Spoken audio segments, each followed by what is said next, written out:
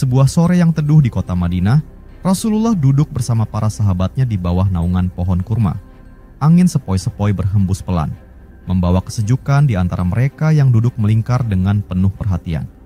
Matahari yang mulai condong ke barat mewarnai langit dengan semburat jingga, seolah menyelimuti majelis ilmu yang penuh berkah itu. Rasulullah, dengan wajah yang penuh cahaya dan kelembutan, mulai bercerita tentang seorang nabi yang mungkin tidak banyak dikenal, tetapi kisahnya penuh hikmah dan kebesaran Allah Subhanahu wa Ta'ala. Para sahabat menajamkan pendengaran mereka, bersiap menerima pelajaran yang akan memperkuat keimanan mereka.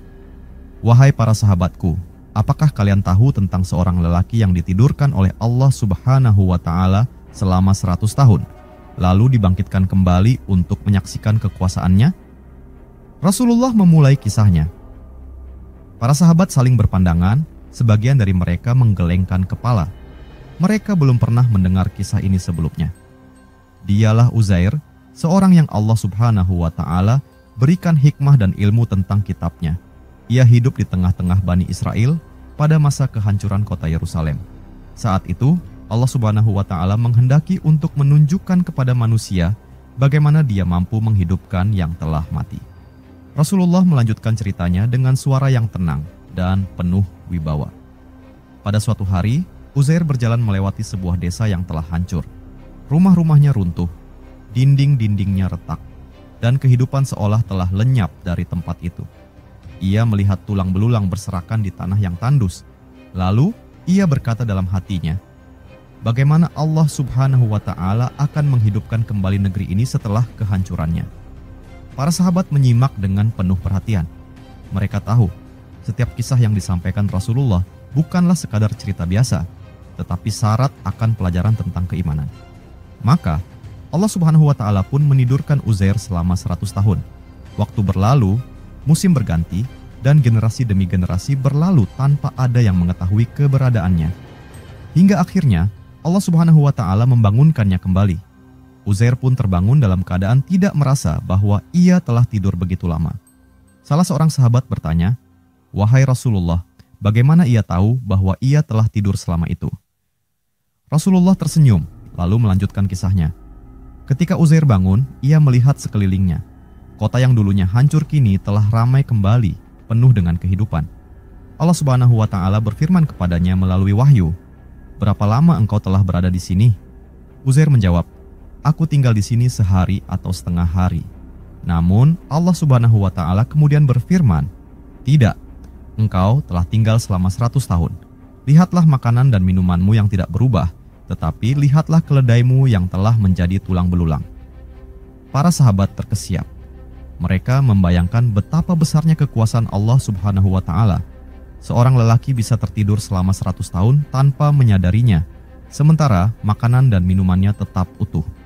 Kemudian, Allah Subhanahu wa Ta'ala menunjukkan kepadanya bagaimana dia membangkitkan makhluk yang telah mati. Uzair melihat tulang-tulang keledainya mulai tersusun kembali. Perlahan-lahan, urat-urat dan dagingnya tumbuh, lalu kulit menutupinya. Hingga akhirnya, keledai itu berdiri kembali, hidup seperti sedia kala. Uzair pun menyaksikan keajaiban itu dengan mata kepalanya sendiri, lalu berkata, aku kini yakin bahwa Allah Subhanahu wa Ta'ala Maha Kuasa atas segala sesuatu. Suasana di majelis Rasulullah menjadi hening sejenak. Para sahabat terdiam, merenungkan keagungan Allah Subhanahu wa Ta'ala.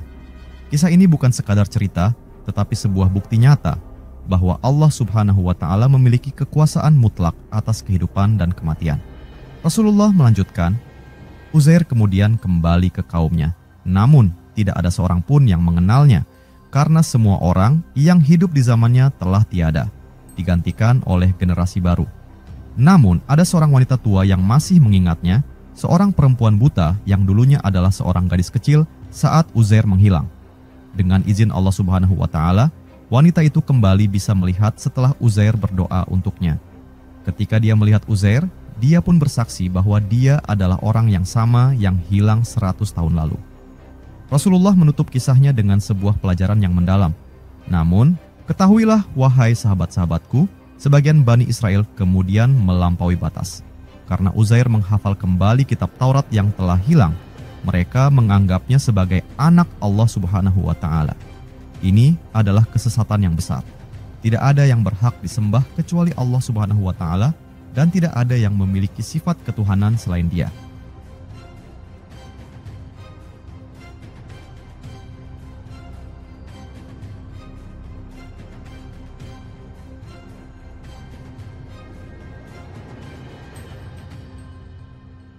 Para sahabat mengangguk dengan takzim. Mereka memahami bahwa kisah ini adalah bukti kekuasaan Allah Subhanahu wa Ta'ala, sekaligus pelajaran tentang pentingnya menjaga keimanan agar tidak menyimpang. Matahari kini hampir tenggelam di ufuk barat. Cahaya keemasan menyinari wajah-wajah para sahabat yang semakin kokoh dalam keimanan mereka. Mereka merasa bahwa setiap kisah yang disampaikan Rasulullah selalu membawa ketenangan di hati dan menambah keyakinan kepada Allah Subhanahu wa Ta'ala yang Maha Kuasa. Nabi Uzair adalah salah satu nabi yang disebut dalam Al-Quran, meskipun tidak banyak informasi tentangnya. Dalam sejarah Islam, Nabi Uzair sering dikaitkan dengan kisah kebangkitan kembali setelah kematian dan hubungannya dengan Bani Israel. Beginilah kisah lengkap Nabi Uzair. Berikut adalah tokoh dan peristiwa yang berkaitan dengan Nabi Uzair. Pertama, Nabi Uzair dan kehancuran Yerusalem. Mentari senja merona merah di langit barat, namun cahayanya yang indah tidak dapat menyamarkan aroma kematian yang menyelimuti kota Yerusalem. Asap hitam membumbung tinggi dari bangunan-bangunan yang terbakar. Jeritan dan tangisan terdengar di seluruh penjuru kota, bercampur dengan suara derap kaki kuda dan dentingan pedang yang saling beradu. Pasukan Babilonia yang dipimpin oleh Raja Nebukadnezar telah menembus pertahanan terakhir Bani Israel. Mereka datang seperti badai, meratakan segala yang berdiri, membunuh siapapun yang berani menghalangi mereka. Di sudut jalan yang dipenuhi mayat, seorang lelaki berjubah panjang berlari tergesa-gesa, menyusuri reruntuhan.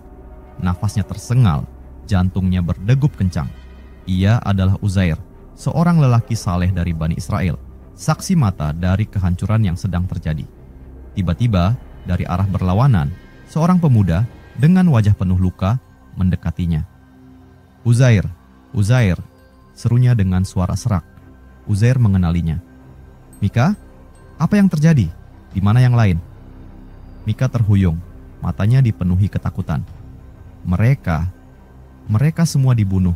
Aku melihatnya dengan mata kepalaku sendiri. Pasukan Nebukadnezar membakar Baitul Maqdis, membunuh para imam, bahkan anak-anak pun tidak mereka ampuni. Uzair tertegun, hatinya mencelos. Baitul Maqdis, tempat suci yang dibangun dengan penuh kehormatan, kini hanya tersisa puing dan abu. Kita harus pergi dari sini, kata Uzair cepat. Nebukadnezar tidak akan menyisakan siapapun. Namun, sebelum mereka sempat bergerak, suara gemuruh langkah kuda mendekat. Dari balik reruntuhan, pasukan Babilonia muncul dengan wajah penuh keganasan. Seorang prajurit berbadan tegap, dengan mata penuh kebencian, menunjuk ke arah mereka. Tangkap mereka! Mika dan Uzair segera berlari, melewati gang-gang sempit yang penuh dengan puing. Darah bercipratan di mana-mana, mayat-mayat berserakan di jalanan. Uzair tak sanggup menahan air matanya melihat negerinya hancur seperti ini. Mereka berdua bersembunyi di balik sisa tembok sebuah rumah yang telah roboh. Nafas mereka tersengal, tubuh mereka bergetar. Aku tak percaya ini terjadi, lirih Mika. Allah Subhanahu wa Ta'ala telah meninggalkan kita. Uzair menatapnya tajam. Jangan berkata begitu, Mika. Ini bukan karena Allah Subhanahu wa Ta'ala meninggalkan kita. Ini adalah hukuman atas dosa-dosa kita. Kita telah melanggar perintahnya, berpaling dari Tauratnya, dan kini kita harus menanggung akibatnya. Mika menunduk, air matanya mengalir. Lalu, apa yang harus kita lakukan sekarang? Uzair menghela napas panjang. Kita harus bertahan, kita harus menjaga iman kita. Kota ini mungkin hancur, tapi Allah Subhanahu wa Ta'ala Maha Kuasa. Jika Dia menghendaki, Yerusalem akan kembali berdiri. Tiba-tiba, teriakan terdengar dari kejauhan. Seorang prajurit Babilonia menarik seorang wanita tua dari dalam rumah yang hampir roboh. Wanita itu menjerit, meronta, namun tenaganya terlalu lemah untuk melawan. Mika mengepalkan tangan. Aku harus menolongnya. Uzair menahannya. Tidak, kau hanya akan mati sia-sia. Namun terlambat. Mika sudah berlari ke arah prajurit itu dengan sebilah belati kecil di tangannya. Lepaskan dia, dasar binatang, teriaknya. Prajurit itu menoleh dengan tatapan meremehkan. Dengan satu gerakan cepat, pedangnya terayun. Darah segar menyembur di udara. Mika terhuyung, lalu jatuh ke tanah dengan mata membelalak. Uzair menutup mulutnya, menahan teriakannya sendiri. Wanita tua itu menjerit, tapi hanya sebentar, karena prajurit itu segera menghunuskan pedangnya ke tubuhnya juga. Dalam hitungan detik, keduanya tak lagi bernyawa. Uzair menggigit bibirnya hingga berdarah.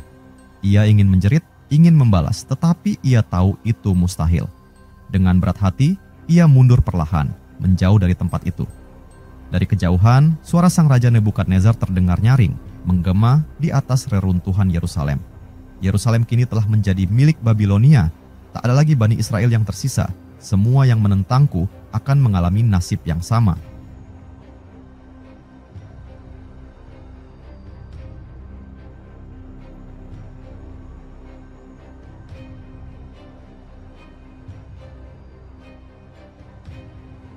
Pasukannya bersorak, merayakan kemenangan mereka. Uzair menatap ke langit, air matanya mengalir deras. Ya Allah Subhanahu wa Ta'ala, apakah masih ada harapan bagi kami? Ia tidak tahu bahwa Allah Subhanahu wa Ta'ala telah menyiapkan rencana yang jauh lebih besar dari yang bisa ia bayangkan. Kedua, kisah tidur selama 100 tahun. Mentari siang bersinar terik, menyoroti jalanan berbatu yang kini ditutupi debu. Di antara reruntuhan bangunan yang telah lama hancur, seorang lelaki berjubah sederhana berjalan perlahan. Ia adalah Uzair, seorang lelaki saleh dari Bani Israel, yang hatinya dipenuhi kesedihan melihat keadaan kota yang begitu sunyi. Dulu, tempat ini adalah kota yang megah. Orang-orang memenuhi jalan-jalannya, suara tawa anak-anak bercampur dengan seruan pedagang di pasar.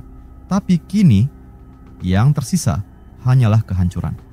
Uzair berhenti di tengah-tengah puing-puing. Ia menatap langit biru yang luas, lalu bergumam.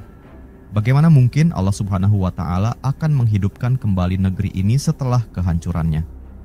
Angin berhembus pelan, menggoyangkan dedaunan dari satu-satunya pohon yang masih tegak berdiri di sana. Uzair menghela napas dan meletakkan perbekalannya di bawah pohon itu, sekeranjang kurma segar dan sekantong susu. Di sampingnya, seekor keledai berdiri tenang, setia menemani perjalanan panjangnya. Ia duduk, menyandarkan tubuhnya di batang pohon. Matanya perlahan terasa berat dan tanpa disadarinya, ia pun tertidur. Namun, ini bukan tidur biasa. Allah Subhanahu wa Ta'ala telah menetapkan sesuatu yang luar biasa bagi Uzair. Suara burung berkicau membangunkan Uzair. Ia mengerjapkan mata, merasa tubuhnya begitu ringan. Berapa lama aku tertidur? Gumamnya, sembari mengusap wajahnya. Ia memandang sekeliling, merasa ada sesuatu yang aneh. Kota yang tadinya penuh reruntuhan kini tampak berbeda. Rumah-rumah yang dulu hancur kini telah berdiri kembali dan pepohonan tumbuh dengan rindang. Lalu, sebuah suara terdengar di hatinya. Wahai Uzair, berapa lama engkau tinggal di sini? Uzair berpikir sejenak. Ia merasa hanya tidur sebentar, mungkin setengah hari atau sehari penuh. Aku tinggal di sini sehari atau setengah hari. Suara itu kembali berkata, tidak, engkau telah tinggal di sini selama 100 tahun. Jantung Uzair berdegup kencang. 100 tahun? Tidak mungkin. Tapi sebelum ia bisa membantah, suara itu melanjutkan. Lihatlah makanan dan minumanmu masih segar seperti saat kau meninggalkannya. Namun, lihatlah keledaimu. Dengan tangan gemetar, Uzair meraih sekeranjang kurmanya. Buah-buah itu masih segar, seakan baru saja dipetik. Susu di dalam kantong kulitnya masih terasa hangat. Namun, ketika ia menoleh ke arah keledainya, yang tersisa hanyalah tulang belulang yang berserakan di tanah. Mata Uzair membelalak. Subhanallah, apakah ini benar-benar terjadi? Tiba-tiba, tulang-tulang itu mulai bergerak. Uzair terpaku, menyaksikan sesuatu yang belum pernah dilihatnya seumur hidup. Tulang-tulang itu perlahan menyusun dirinya sendiri. Urat-urat dan daging mulai tumbuh menutupinya, hingga akhirnya kulit membungkus tubuhnya kembali. Dalam hitungan detik, keledai itu kembali berdiri tegap, hidup seperti sedia kala. Uzair jatuh berlutut, air matanya mengalir deras. Aku kini benar-benar yakin bahwa Allah Subhanahu wa Ta'ala Maha Kuasa atas segala sesuatu. Dengan hati penuh keheranan, Uzair menuntun keledainya menuju desa terdekat. Namun, semakin dalam ia melangkah, semakin ia merasa asing. Tak ada seorang pun yang dikenalnya. Wajah-wajah yang dulu akrab kini telah berganti dengan orang-orang baru. Ia menghentikan seorang pemuda yang berjalan melewatinya. "Wahai anak muda, apakah ini desa Bani Israel?" tanyanya. Pemuda itu menatapnya heran. "Benar, ini desa Bani Israel. Tapi siapa engkau, wahai orang tua?" "Aku Uzair. Aku dulu tinggal di sini sebelum kota ini dihancurkan." Pemuda itu tertawa kecil. "Uzair, jangan bercanda. Uzair telah lama hilang. Itu cerita dari nenek moyang kami. Tidak ada yang tahu kemana dia pergi." Uzair terdiam. Hatinya bergemuruh. Apa yang sebenarnya telah terjadi? Ia melanjutkan langkahnya menuju rumahnya sendiri. Namun, rumah itu telah berubah. Penghuninya bukan lagi keluarganya. Dengan perasaan hancur, ia berjalan ke sudut desa, di mana ia melihat seorang wanita tua yang duduk di bawah pohon, matanya buta dan tubuhnya lemah. Ia mendekatinya. "Ibu, apakah engkau mengenali Uzair?" Wanita itu terdiam sejenak, lalu menjawab, "Uzair? Ya, aku mengenalnya ketika aku masih kecil. Ia adalah lelaki yang saleh, tetapi ia telah lama hilang. Tak ada seorang pun yang tahu di mana dia." Uzair tersenyum. "Aku Uzair." Wanita itu tersentak. "Itu tidak mungkin. Uzair telah hilang lebih dari 100 tahun lalu." Uzair mengulurkan tangannya, lalu berdoa, "Ya Allah Subhanahu wa Ta'ala, tunjukkan kekuasaan-Mu kepadanya." Tiba-tiba, mata wanita tua itu kembali bisa melihat. Ia menatap Uzair dengan penuh keterkejutan. "Demi Allah Subhanahu wa Ta'ala, engkau benar-benar Uzair. Engkau kembali."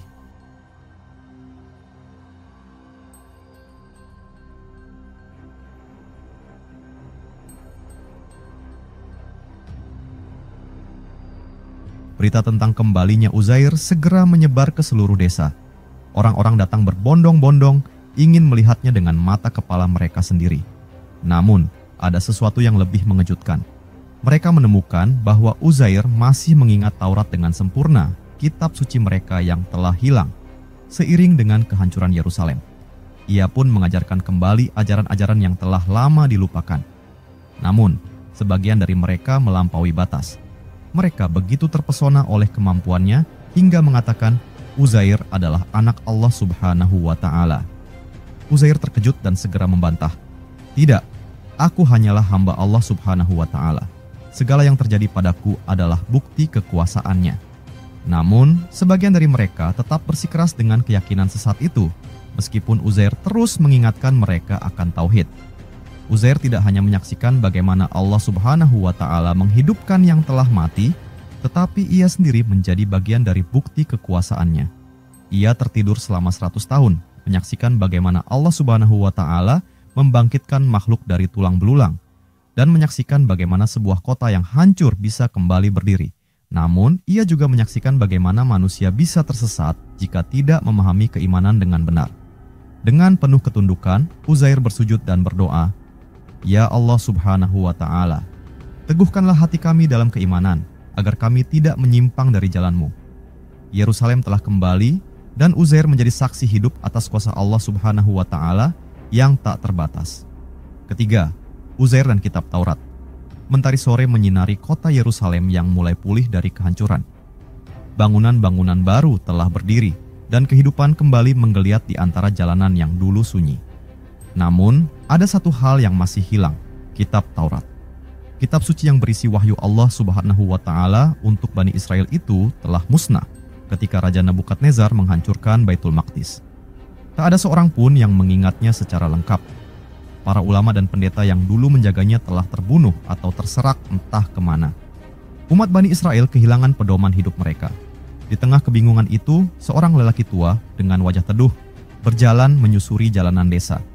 Ia adalah Uzair, seorang lelaki saleh yang telah Allah Subhanahu wa Ta'ala tidurkan selama 100 tahun.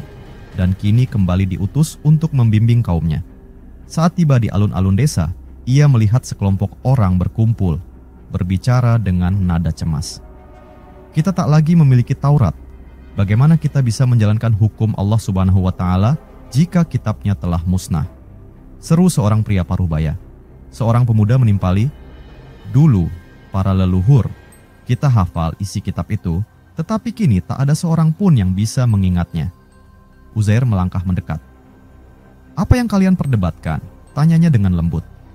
Orang-orang menoleh Beberapa dari mereka mengenali Uzair sebagai orang tua misterius yang mengaku telah hidup lebih dari 1 abad. Pria paruh baya tadi menatapnya dengan mata putus asa. Kami membicarakan kitab Taurat, wahai Uzair. Kami telah kehilangannya, dan tak ada yang bisa mengembalikannya. Uzair tersenyum tipis. Bagaimana jika aku bisa menuliskan kembali Taurat untuk kalian? Kerumunan terdiam. Beberapa orang saling pandang, tak percaya dengan apa yang baru saja mereka dengar. Apa maksudmu? Tanya seorang lelaki dengan ragu. Kitab itu sudah lama hilang. Tak ada satu pun dari kita yang mengingatnya. Bagaimana mungkin engkau bisa menuliskannya kembali? Uzair menundukkan kepala sejenak, lalu menatap mereka dengan penuh keyakinan. Allah Subhanahu wa Ta'ala lah yang telah menjaga wahyunya dalam hatiku. Aku bisa mengingat setiap ayat, setiap hukum, dan setiap kisah yang tertulis di dalamnya. Jika kalian menghendaki, aku akan menuliskannya kembali untuk kalian. Suasana hening sejenak. Kemudian, seorang lelaki tua berseru, jika engkau benar-benar bisa menuliskannya kembali, maka engkau adalah manusia paling mulia di antara kita. Orang-orang mulai berbisik-bisik, mata mereka berbinar penuh harapan. Uzair akan mengembalikan Taurat, Taurat akan hidup kembali. Dengan penuh keheningan, Uzair duduk di depan sebuah meja sederhana. Sebuah lembaran kulit dan pena bulu diletakkan di hadapannya. Di sekelilingnya, orang-orang berkumpul dengan penuh harap. Ia menutup mata sejenak, menarik napas dalam, lalu mulai menulis. Tangan Uzair bergerak dengan mantap. Satu demi satu, huruf-huruf Taurat kembali tertulis. Seakan-akan kitab itu tidak pernah hilang. Setiap ayat mengalir dari ingatannya dengan sempurna. Hukum-hukum Allah Subhanahu wa Ta'ala, kisah-kisah para nabi, dan petunjuk kehidupan kembali tertuang dalam lembaran-lembaran itu. Orang-orang menyaksikannya dengan takjub. Mereka tak percaya bahwa seseorang bisa mengingat kitab yang telah hilang begitu lama. Seorang lelaki mendekati Uzair dengan mata berbinar. Bagaimana mungkin engkau mengingat semuanya dengan begitu jelas?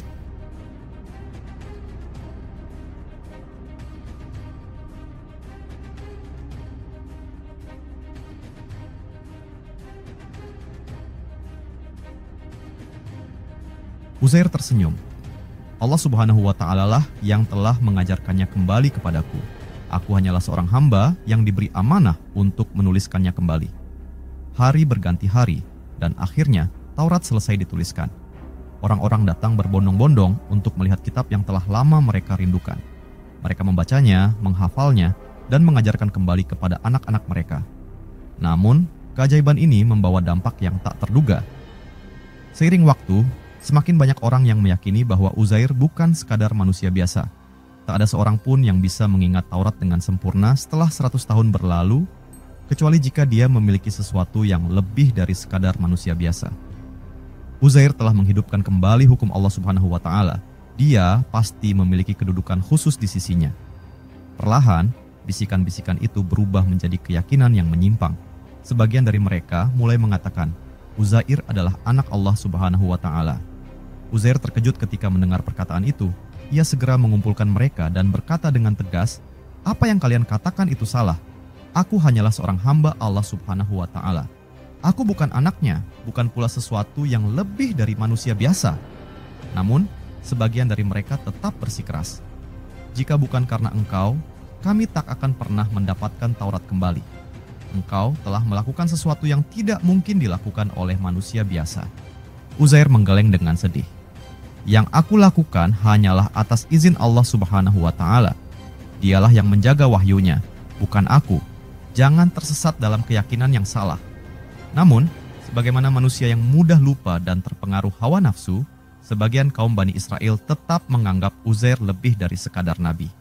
Allah Subhanahu wa Ta'ala pun mengabadikan kesesatan mereka dalam firman-Nya.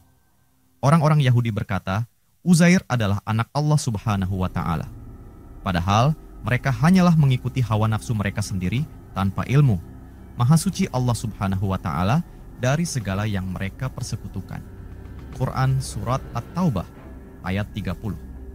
Uzair telah menjalankan tugasnya, mengembalikan Taurat kepada Bani Israel. Namun, ia juga menyaksikan bagaimana manusia mudah tersesat ketika kehilangan pemahaman yang benar tentang tauhid.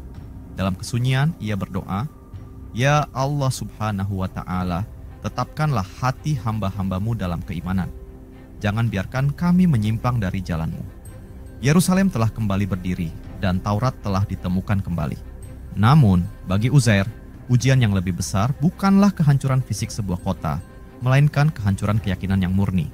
Hanya mereka yang benar-benar memahami tauhid yang akan tetap teguh dalam iman. Keempat, wafatnya Nabi Uzair. Di bawah langit senja yang berwarna keemasan, seorang lelaki tua duduk di teras rumahnya, menatap cakrawala dengan tatapan damai. Angin sepoi-sepoi berhembus, membawa aroma tanah dan dedaunan kering yang berguguran di halaman. Wajahnya penuh cahaya, matanya teduh, dan senyumnya mengandung kebijaksanaan yang hanya dimiliki oleh seseorang yang telah menjalani kehidupan dengan penuh keimanan.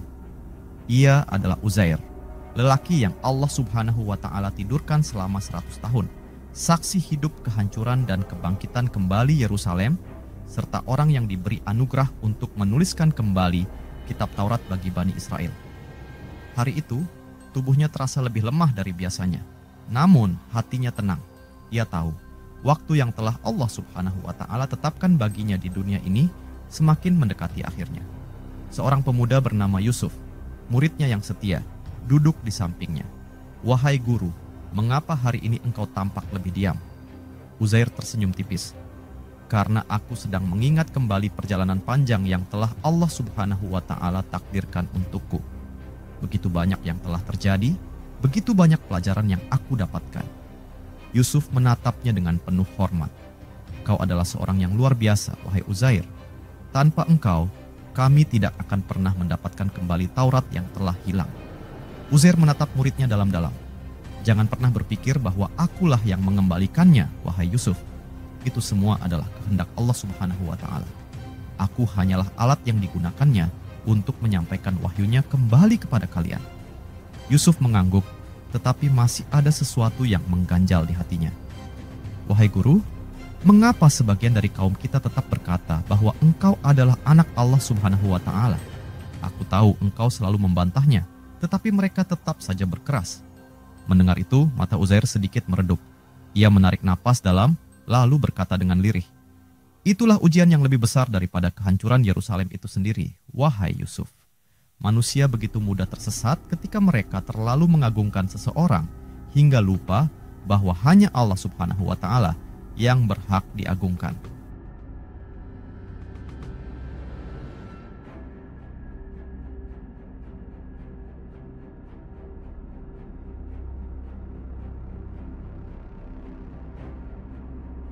Ia menatap Yusuf dengan penuh kasih sayang.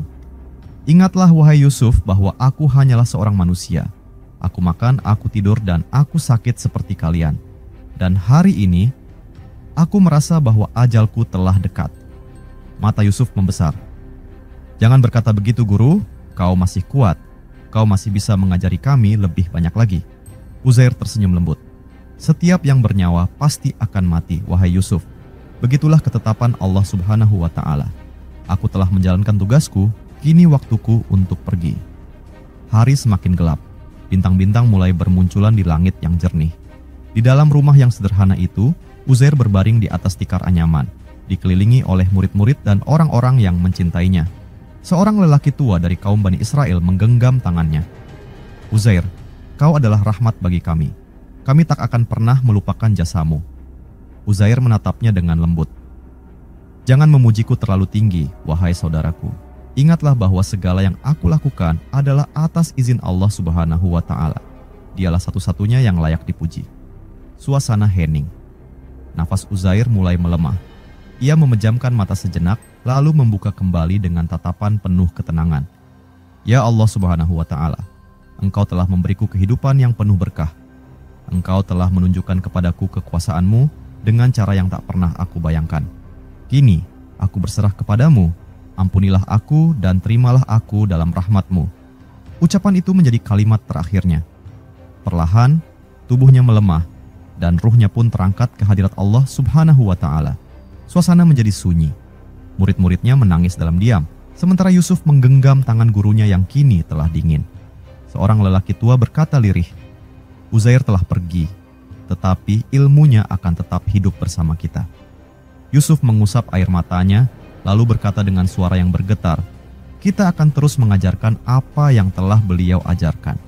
Kita tidak boleh melupakan nasihatnya. Hari itu, seluruh desa berkabung. Mereka mengantarkan jasad Uzair ke tempat peristirahatan terakhirnya dengan penuh penghormatan. Namun, Yusuf mengingat satu hal yang selalu dipesankan oleh gurunya.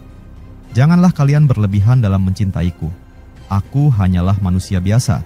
Sembahlah hanya Allah Subhanahu wa Ta'ala dan jangan pernah menyekutukannya. Di bawah langit malam, sebuah bintang bersinar lebih terang dari biasanya. Seakan-akan mengingatkan mereka bahwa Uzair telah pergi, tetapi ajarannya akan tetap abadi dalam hati orang-orang yang beriman. Wafatnya Uzair bukan hanya sekadar peristiwa duka, tetapi juga pengingat bahwa setiap manusia akan kembali kepada Allah Subhanahu wa Ta'ala. Uzair mengajarkan kepada kaumnya untuk tidak berlebihan dalam mengagungkan manusia dan untuk selalu berpegang teguh pada ajaran tauhid. Hari-hari berlalu, tetapi namanya tetap dikenang dalam sejarah sebagai lelaki yang telah menyaksikan kuasa Allah Subhanahu wa Ta'ala secara langsung dan yang tetap teguh dalam keimanan hingga akhir hayatnya. Semoga kita bisa mengambil pelajaran dari kisahnya dan selalu mengingat bahwa hanya Allah Subhanahu wa Ta'ala yang berhak disembah.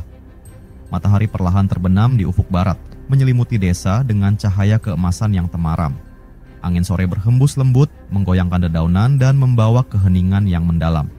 Di tengah pemakaman sederhana, sekelompok orang berdiri mengelilingi sebuah makam baru yang masih basah. Wajah-wajah mereka penuh kesedihan, sementara beberapa di antara mereka tak kuasa menahan air mata. Seorang pemuda bernama Yusuf, murid setia Uzair, berlutut di samping makam gurunya. Tangannya menggenggam tanah yang masih lembut, sementara hatinya terasa berat. "Guru, engkau telah pergi," bisiknya lirih. "Apa yang harus kami lakukan sekarang?"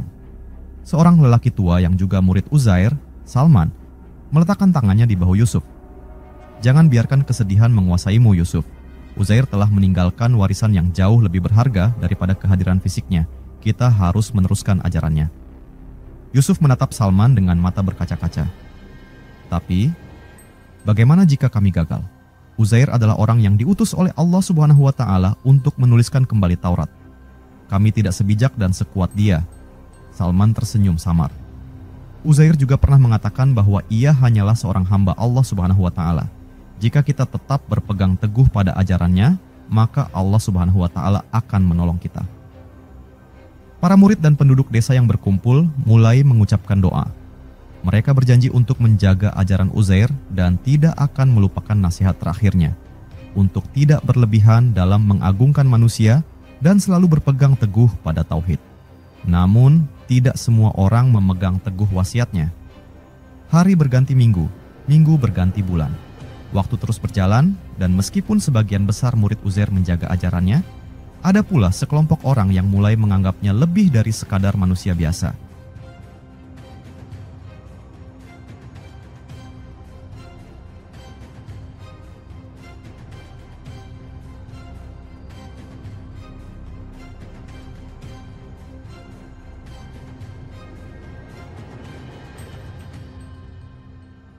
Di sudut desa, sekelompok pemuka Bani Israel berkumpul di dalam sebuah rumah besar. Salah seorang dari mereka, seorang pria bernama Elias, mengangkat suaranya. "Uzair bukan manusia biasa. Tidak ada seorang pun yang bisa menuliskan kembali Taurat seperti yang ia lakukan. Ini pasti karena ia memiliki hubungan khusus dengan Tuhan." Seorang pria lain mengangguk. "Benar, ia tidak mungkin hanya seorang nabi biasa. Ia telah melakukan sesuatu yang bahkan para pendeta kita tidak mampu lakukan." Lalu seorang yang lebih tua, dengan janggut putih panjang, berkata dengan suara mantap, "Jika Uzair bisa mengingat Taurat dengan sempurna, mungkinkah ia adalah anak Tuhan?" Ruangan itu menjadi hening. Namun, perlahan bisikan itu berubah menjadi keyakinan yang semakin kuat di antara mereka. Uzair adalah anak Tuhan. Ya, hanya itu penjelasannya. Kita harus mengajarkan ini kepada generasi selanjutnya. Keyakinan ini menyebar seperti api yang membakar ilalang kering. Orang-orang yang kurang memahami ajaran tauhid mulai mempercayainya. Namun, murid-murid setia Uzair menolak keras. Di alun-alun desa, Yusuf berdiri di depan sekelompok orang yang mulai menyebarkan keyakinan sesat itu. "Hentikan omong kosong ini," serunya. Uzair sendiri telah berulang kali mengatakan bahwa ia hanyalah hamba Allah Subhanahu wa Ta'ala. Mengapa kalian justru menyimpang dari ajarannya?" Ilyas melangkah maju dengan senyum sinis. "Yusuf, kau adalah muridnya yang paling setia. Tetapi tidakkah kau menyadari keistimewaan Uzair? Ia bukan manusia biasa." Yusuf mengepalkan tangannya. "Ya, Uzair adalah lelaki yang saleh dan penuh ilmu, tapi ia tetap manusia. Ia makan, minum, tidur, dan akhirnya meninggal seperti kita semua. Bagaimana mungkin kalian mengatakan bahwa ia adalah anak Tuhan?" Ilyas mengangkat bahunya. "Jika bukan anak Tuhan, lalu bagaimana dia bisa mengingat seluruh isi Taurat setelah hilang selama 100 tahun? Yusuf menatapnya dengan tajam. "Karena Allah Subhanahu wa Ta'ala yang mengajarkan kembali kepadanya. Itu adalah mukjizat dari Allah Subhanahu wa Ta'ala, bukan bukti bahwa Uzair adalah anaknya." Beberapa orang mulai ragu, tetapi sebagian lainnya tetap berpegang pada keyakinan baru mereka. "Kami percaya bahwa Uzair lebih dari sekadar manusia.